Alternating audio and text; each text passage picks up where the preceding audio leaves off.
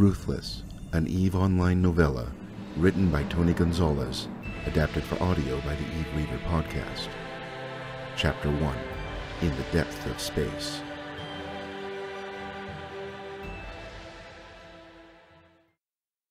Location, Fade Region, Solar System C8 TAC CHY, local name Durnali 7, City of Karaku Junction.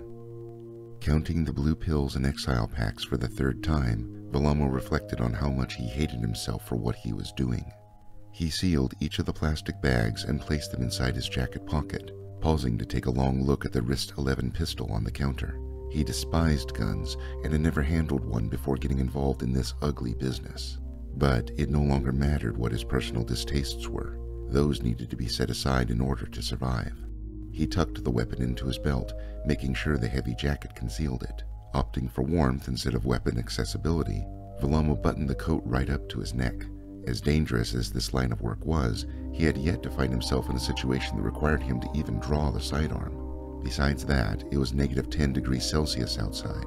The odds of trouble were slim on a bitter day like this. Walking outside the decrepit tenement building he had called home, Volo passed by a homeless couple huddled over a small fire in the street. Their faces were expressionless, as if beyond despair and far beyond the point of feeling sorry for themselves. It was a reminder to Volo that the sale of the drugs in his jacket pocket was imperative. The rent was due in just a few hours, and currently there wasn't enough money in his account to cover it. He knew that if he missed that payment, Ishikone watch agents would evict him immediately and electronically seal the door to his own apartment before giving him or his son a chance to gather their belongings. As always, the contact was anonymous, and the location was in one of the most dangerous sections of Karaku Junction.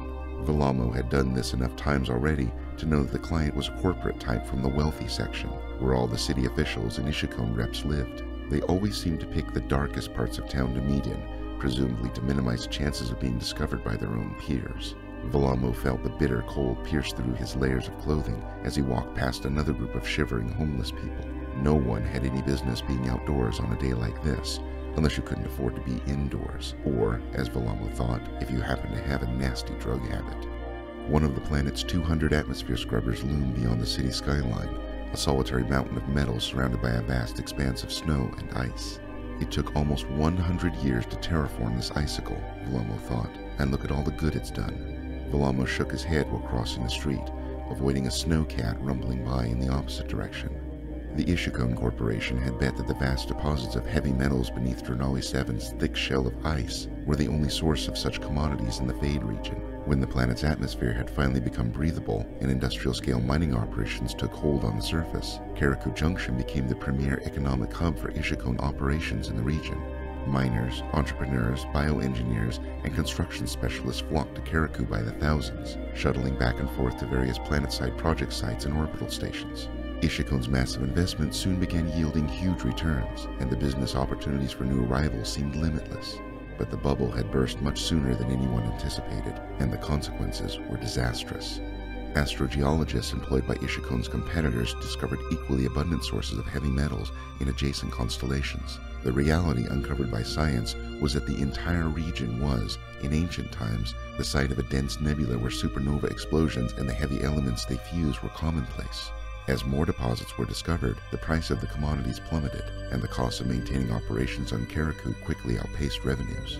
The Ishikone Corporation responded by scaling everything back, stopping just short of abandoning the system completely. Now, the only ships that landed in Karaku were police vessels and the occasional supply ship. The Fade region's immense distance from Empire space accelerated the economic collapse of the Durnali system. With the prospectors and venture capitalists gone, all planet-side projects were placed on standby or cancelled outright. Soon afterward, people could no longer afford to hire transports to get them off the planet, let alone out of the system. As was typical with Caldari society, Ishikone's decisions for Durnali 7 were based purely on numbers, not conscience. The corporate philosophy was applied equally to both the pursuit of risk and the retreat from it. Thus, the Ishikone Corporation offered neither aid nor comfort to the contractors affected by the radical turn of events. The risk of failure while pursuing success was an accepted reality of Caldari culture, and so Ishikone was neither obligated nor compelled to adhere with the welfare principle of Empire space. Volo Gariushi, an expert geologist and engineer by background, was one of the hundreds of thousands of people who were now faced with a struggle for existence. His story was no more or less tragic than all the others living in Karaku Junction. When asked by an Ishikone senior officer for an estimate regarding an excavation project with an impossible deadline, Volo had made the mistake of responding with an honest answer. An executive mandate so obtuse could only have come from somebody who knew very little about the realities of mining through several kilometers of ice. But the officer could not be bothered with such mundane academic concerns and quickly replaced Volo with someone who would tell him exactly what he wanted to hear. Reputation is everything in Caldari society, and the major corporations that exist within its rigid cultural framework have zero tolerance for pessimism in the workplace. Volo now had an official reputation as somebody who couldn't think large enough to suit corporate ambitions, and was effectively ostracized from Ishikone and every other corporation operating in the Drenali system. His great gamble for success had failed miserably and become his complete undoing, culminating with the tragic death of his wife in an industrial accident and the bitter estrangement of his daughter as a result. All that remained of the family that he had brought to Karaku Junction was his son Otro, who looked to his father to help him make sense of the cruel world around them ever since. Walking around the corner of a building, an icy breeze made Volo wince. Otro still had a chance, he thought, tilting his head downward as he walked into the wind. His son was now 16 years old, intellectually gifted and ambitious. Otro aspired to join the Caldari Navy and had a fighting chance of being accepted into the School of Applied Science. The tuition was enormous, but Volo always allayed Otro's concerns and encouraged him to pursue whatever he desired. Failing his son was not an option. Volo was prepared to do whatever was necessary to provide Otro with everything he needed to succeed. That meant taking extra care to ensure that Otro avoided making the mistakes that he did, the greatest of which was placing his complete faith in the Caldari state. Someday I'll tell him, when he's old enough to understand, Volo thought, as he turned left towards an enclosed courtyard. He couldn't bear the thought of disappointing his son the way he had disappointed his wife and daughter. The irony was that Volo now depended on that which the Caldari state wanted him to hate, the Garistas cartel, for his salvation. It was the Garistas who took him in as a dealer and saw his academic credentials as an asset, using Volo as a contact for wealthier clients because of his refined manners and intellect. The Garistas hated the Caldari state for all the same reasons Volo now did, and he found that shared resentment comforting. But he could not, would not, tell his son that he planned to finance the boy's dream of becoming a starship captain through the sale of illegal drugs. Volo's handler, a Garistas member known only as Gabriel, swore very sincerely to uphold that request. It still amazed him that these men, these criminals, had become the only people in his life that he could trust. Are we really villains, Volo thought as he jumped up and down to stay warm, or just honorable men who respect each other's right to exist? The hovercar passed by twice, as it always did, before stopping to let out a small passenger covered head to toe in winter clothing. A much larger figure emerged from the other door and stood by the car, keeping Volo in a clear line of sight. A light snow started to fall, with the occasional gust kicking a powder that stung Volo's face. The shorter figure walked deliberately forward and stopped about 5 meters in front of him, shifting weight from foot to foot. Blue stars, red stars? The client was female, and she was trying to remember the phrase that Gabriel had instructed her to speak. Volo could tell from her accent that she was corporate, that she was new at this, and she was already drugged out of her mind. I think you mean blue stars burn the hottest and red stars grow the largest. Then I'm supposed to say the blue will die young, but the red have grown old. He focused his eyes on her, but kept her companion in his peripheral vision. Yeah, blue stars. They're my favorite. The woman was now looking straight up and trying to catch snowflakes with her tongue. Volo wanted to end this nonsense as quickly as possible. Who's your friend over there? That's Crowler, my bodyguard. He likes the blue stars too. The woman took one step forward. The bodyguard did the same. Do you know why you're here? Volo squinted through another icy gust of wind as the woman shifted dreamily back and forth with a vacant smile on her face. You have all the stars. Yes, 30 blue pills and 6 exile packs, as ordered. Raising one hand over his head to get the attention of the bodyguard, Volo slowly reached with the other hand inside his jacket and gently pulled out the plastic bag. The bodyguard had his own coat unbuttoned now. The client's eyes opened wide when she saw the stars. Yeah, gimme. She clumsily lunged forward for them, catching her balance just in time as Volo stepped backward. You have to pay for these. Volamo's heartbeat accelerated as another hovercar drove past the courtyard, but then calmed down after it continued by without stopping. Isk. I'll give you lots of isk for the stars. The woman reached into her coat pocket. Volamo's eyes involuntarily widened. She caught his expression and pulled the wallet out quickly, pointing at him as if it were a gun. Volamo's face went pale and his heart stopped for a moment. Bang, bang! The woman started laughing. Volamo was not amused. That's 25,000 isk. If you'll please wire the funds, He said through clenched teeth. Following the same routine as before with the bodyguard, Volamo reached into his jacket for his wallet. The device was set for proximity and could already detect the client's wallet online. 2. The woman fumbled with the tiny keypad. Volamo was about to lose his patience, but regained his composure as the wallet display confirmed receipt of payment to the Garista's corporate account, followed by an automatic transfer of 2,500 isk to his own personal account. He smiled. The rent would be paid on time, and the next sale would complete the first tuition installment for the school. Volamo reached out with the package, and she seized it. Mine! The woman clasped the package to her chest and tore open the plastic. it certainly is now. Good day. Volamo pocketed the wallet and walked past her towards the street, away from the courtyard. Hey, mister! Volamo was reluctant to acknowledge her, but decided to anyways. It was snowing harder now, and the wind was making it more difficult to see. What kind of stars do you like? An empty pack of Exile fell from her hand into the snow. Damn, he thought. That's an awful big hit for a girl her size. The bodyguard started walking briskly towards her. What kind of stars do I like? Yeah, what kind of stars? Her head was tilted downward, but she was looking up at him with a strange smile on her face. One hand was in the same coat pocket she had drawn her wallet from. Volamo answered without thinking, just wanting to go home. The bodyguard suddenly broke into an all-out sprint. Red. Wrong answer. Volamo thought she had pulled her wallet out again, but something didn't look quite right. The bodyguard shouted a warning just as Volamo saw a bright flash and heard a sharp crack. He never felt the 10mm slug slam into his chest and explode through his back. Instead, he thought it was strange how the girl suddenly dropped from his view, and how warm it had just become despite the snow that was now falling directly onto his face.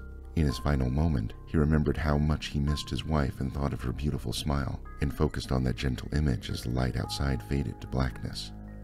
What the fuck just happened? Screamed Gabriel as he watched the snow and ice around Volamo Gariushi's corpse turn crimson. Gabriel, what's your status? Came the terse response through his earpiece. Unzooming the scope for a wider view, he saw the bodyguard quickly disarm the woman and begin hurrying her towards the idling hovercar. He trained the crosshairs on the woman, trying very hard not to shake. Nest, this is Gabriel. Flash morgue, repeat, flash morgue. Permission to return fire. The phrase, flash morgue, told the dispatcher that one of their own had just been fired upon and presumed dead. The bodyguard had lifted the woman up onto a shoulder and was now running towards the car, and there were maybe 15 meters of open courtyard to cross before reaching it. Gabriel moved the crosshairs to the vehicle's rear, where the fuel cells were. The woman fired the shot? The Nest was looking at the exact same view that Gabriel was, through the rifle scope. Affirmative, Nest. Gabriel wished so badly to hear the words that would allow him to squeeze the trigger just a little bit harder. Permission denied, Gabriel. Stand down. He couldn't believe what he just heard. Say again? The bodyguard practically threw the girl into the back of the car and slammed the door shut. She walks, Gabriel. Stand down. He kept the crosshairs trained on the car until the view was obscured by a building. God damn it, Nest. She just blew him away and you're gonna let her walk? A voice now came through the earpiece, and it was one he knew well. The order stands. Pack up your gear and report back to base. We have another assignment for you. Your other pushes will be covered by different handlers. Gabriel was incredulous. Bane, I don't understand. I know about Volamo, son. Some people were beginning to gather around the bloody corpse. In just a few more moments, Ishikone watch officers would arrive at the scene, and they would know that a handler was nearby. He quickly began to dismantle the rifle. We're going to make this right, Gabriel. You have to trust me. He took one last look at Volamo Gariushi's corpse before leaving the apartment. That dead man lying on the snow down there trusted me. Trust was always a risky venture in the Fade region. As difficult as their relationship was at times, Otro Gariushi viewed his father as the rock upon which his own comprehension of the world was built. Otro had already seen plenty of hardship for his young years, so much that he considered himself well conditioned for the worst possible outcome of any situation. His father had taught him to be resilient in the face of adversity, which was the key to survival under the harshest of circumstances.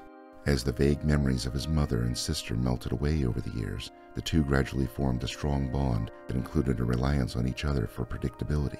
Each knew the other's schedules and routines as well as his own. Otro had prep classes to attend, and his father had his erratic work schedule with Ishikon. Any kind of deviation from plans by either of them was noted well in advance, which Otro understood as necessary because of the dangers that lurked in the part of Karaku Junction they lived in.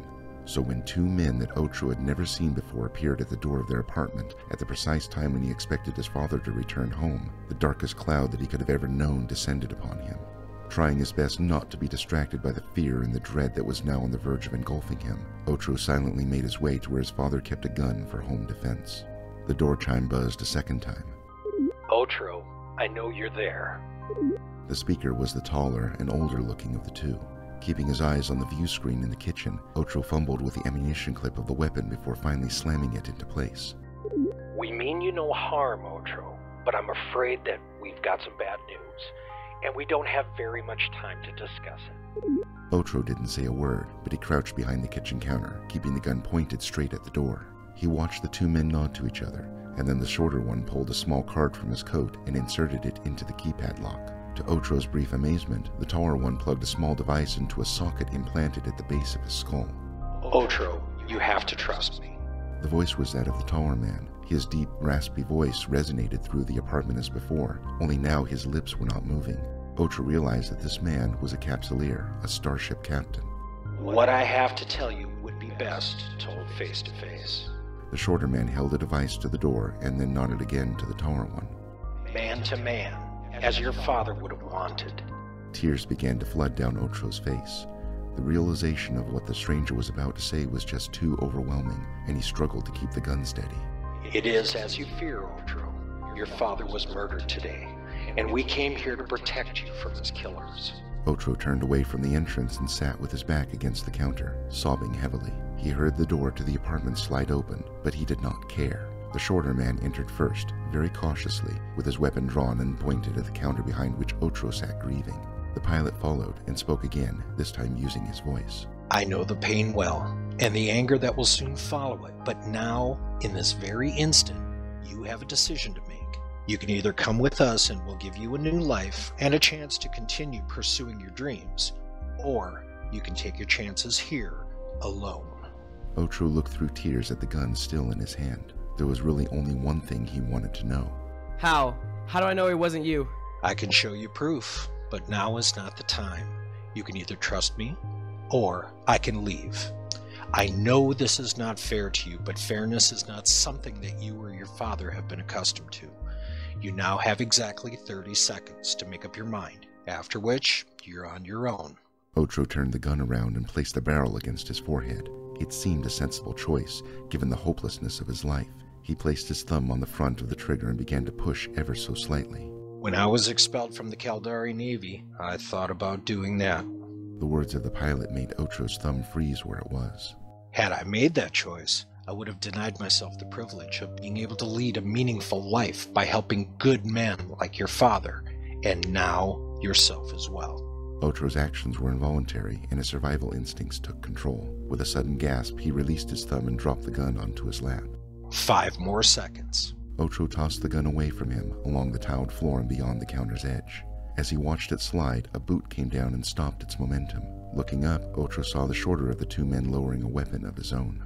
His expression betrayed a kind of resigned sorrow that Otro's young instinct sensed was genuine. Then the stranger reached out towards Otro with his hand. Get up.